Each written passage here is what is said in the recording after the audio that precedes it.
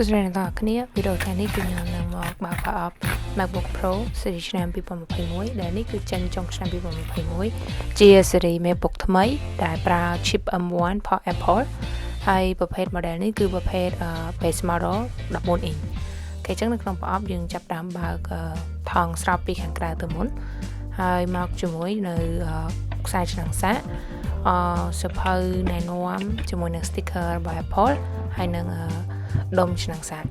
អញ្ចឹងដុំឆ្នាំងសាកនេះគឺវាជាប្រភេទ fast charging អញ្ចឹងវា charge បានលឿនហើយទំហំវ៉ាត់របស់វាក៏ធំដែរចំណែកឯខ្សែឆ្នាំងសាកវិញគឺគេបដូរមកប្រើ MagSafe ដែលពីមុនហ្នឹងគឺប្រើ Type C ប៉ុន្តែឥឡូវគឺប្រើ MagSafe អញ្ចឹងវាប្រភេទដូចជាលក្ខណៈឆក់ប៉ុន្តែវា charge បានលឿនហើយវាពពុះ braided មានន័យថាវាដូចខ្សែគេក្រងណាហើយចំពោះខាងក្នុងវិញវាសភៅណែនាំដូចធម្មតាអញ្ចឹងហើយមាន sticker 2ជាផលិតផលជា sticker ពណ៌ខ្មៅដែលជាធម្មតាយើងបានពណ៌សប៉ុន្តែនេះគឺបានពណ៌ខ្មៅអញ្ចឹងខ្ញុំនឹងចាប់ដើមបើក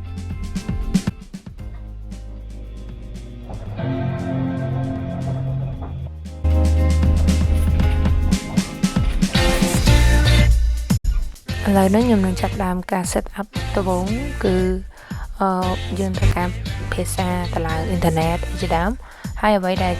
បញ្ចាំហ្នឹងគឺពេលបើកមកគឺវាបើក auto turn on ហ្មងវាអត់ត្រូវការចុចប៊ូតុង power button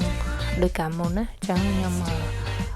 ពីមុនខ្ញុំអត់ដែរប្រើ Mac ខ្ញុំអត់ដឹងណាធ្លាប់តែប្រើ iMac ប៉ុន្តែនេះគឺវាទៅប្រើហ្នឹងហើយវាមាន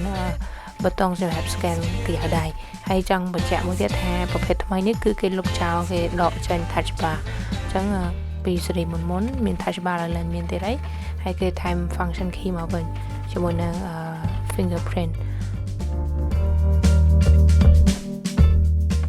ឥឡូវយើងចាប់ដើមមើលរូបរាងខាងក្រៅរបស់វាអញ្ចឹង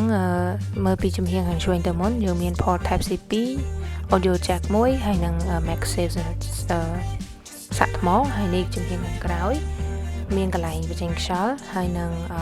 ខាងស្ដាំ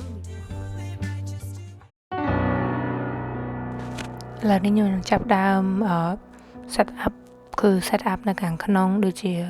ការដាក់កម្មវិធីហើយនឹងការបន្ថែម install កម្មវិធីថ្មី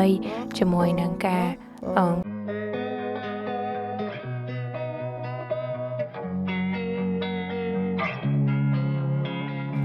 Losing time, I'm fading fast. I just wanna make it last. Try to let go of the past. I close my eyes, embrace the blast. Sleepless nights and headaches stack. Restlessness to hell and back. What's my purpose? What do I grab? A slippery surface, a heart attack.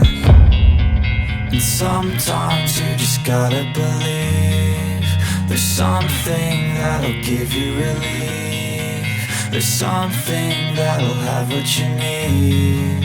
What you need. We're broken, it's tragic. We're not all elastic, but maybe there's magic. Believe you could have it. And I know of sadness, the anxious and panic, the infinite vastness of all that is blackness.